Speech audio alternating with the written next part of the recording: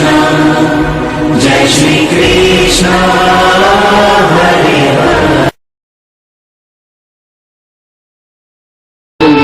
प्रेम से बोला राधे राधे राधे राधे। आज मनु महाराज के रूप में पृथ्वी जी महाराज ने बछड़ा बनाया।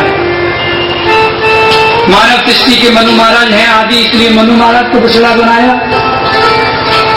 और महाराज पितरों के लिए कब्ज निकाला, अनाज निकाला, प्रजा के लिए खाने के लिए नाना प्रकार के रत्न निकाले। महाराज देवता चले आए, बृहस्पति जी को बछड़ा बना करके ले आए, मीठे स्वर ले गए, संगीत ले गए, नाना प्रकार का वैभव ले गए स्वर्ग के लिए। तो राक्षस थोड़े पीछे रहे वाले थे, वो भी प्रहलाद जी को बछड़ा बना के लिया। उन्होंने आसन निकाला, मदरा निकाला। अभी अब राक्षसों को देखा तो महाराज भूत प्रेत मंडली भी चली आई, वो भी बछड़ा बना करके लेकर के आए। और महाराज उन्होंने रुधिर और मांस आदि चीजों को निकाला। इस प्रकार जो जो बछड़ा बना करके लाया उसने वही वही रत्न गौ माता से प्राप्त किए। तो इस प्रकार पृथ्वी जी महाराज ने इस पूरी पृथ्वी का पालन किया। और फिर उन्होंने 99 अश्वमेध यज्ञ किए। 100 अश्वमेध यज्ञ करने का उनका संकल्प था, लेकिन 100वें अश्वमेध यज्ञ में इंद्र आता और घोड़ा को चुरा करके ले जाते। पृथ्वी जी महाराज ने पता लगाया, मालूम पड़ी कि ये इंद्र का घोटाला है। तुरंत इंद्र को पकड़ लाए, ब्राह्मणों से कहा अरे होता हो ये अपराधी आ गया है, इसको क्या करो। होता ने पकड़ा उसको और लगाने लगे गोता।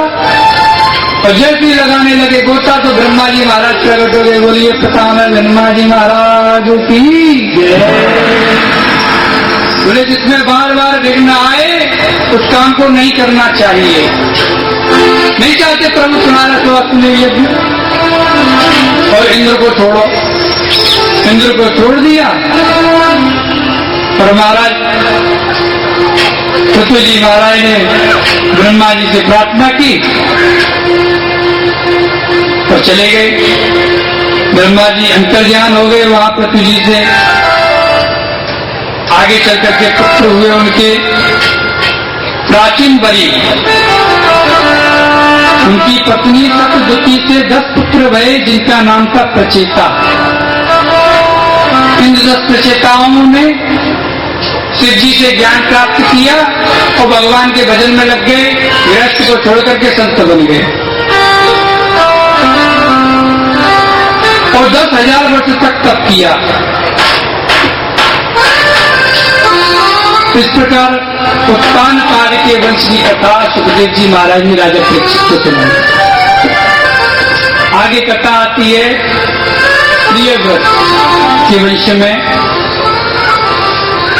विश्वकर्मा की पुत्री वैष्णवी से विवाह करके 10 पुत्र और 1 कन्या ऊर्जस्वती और दूसरी पत्नी से 3 पुत्र हुए।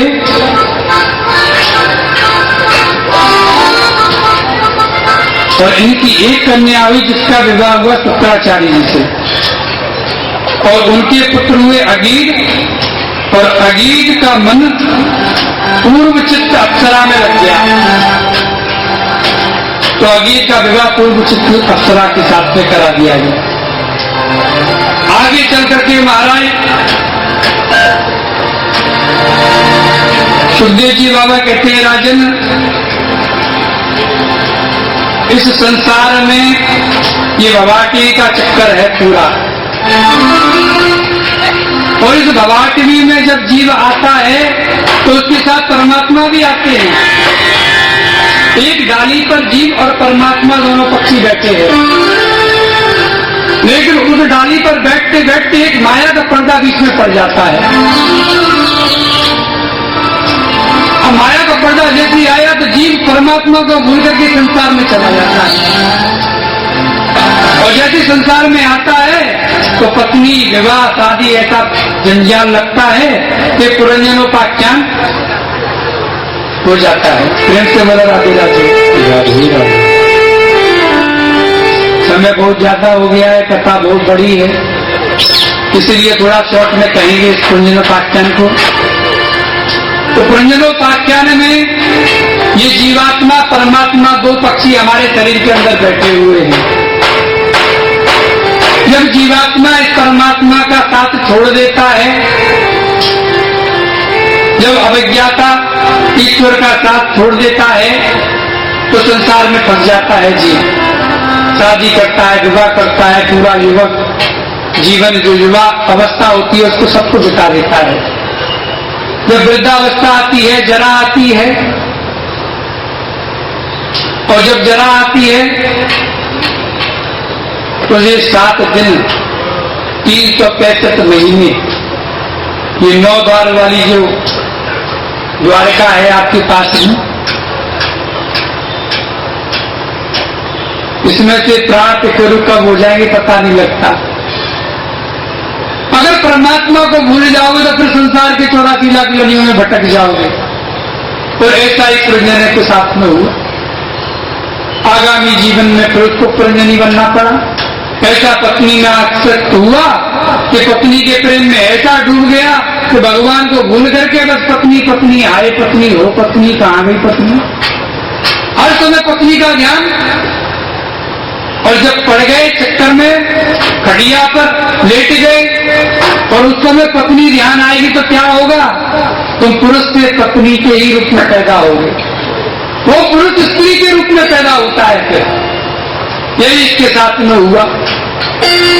ये पुरंजनी बनकर के पैदा हुए। इनका भी विवाह हुआ, अपने बच्चों को खिलाने लगे। एक दिन भगवान से भेंट हो गए। भगवान ने कहा, भाई भूल गया हमको? सत्संग में कथा सुनने को मिली, समझ गए प्रभु का इशारा है। उस दिन याद आया कि अरे करने तो कुछ आए तो, और कर कुछ बैठे। ये आए थे हरि भजन को,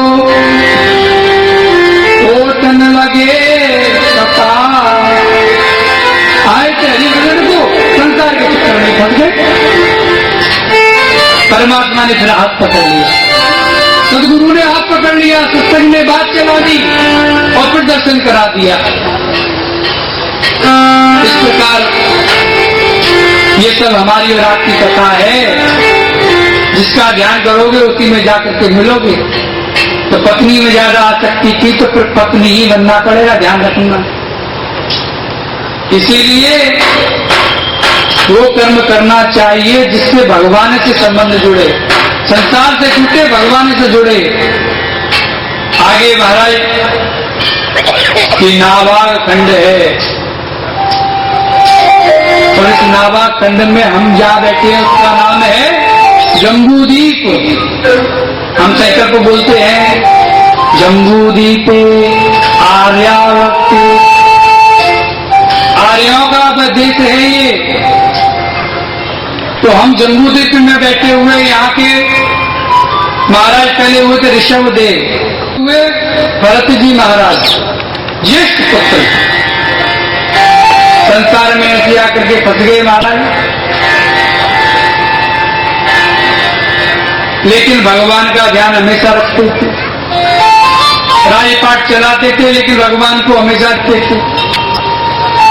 तेरा तुझको अर्पण क्या लागे मेरा, कभी क्या लागे मेरा,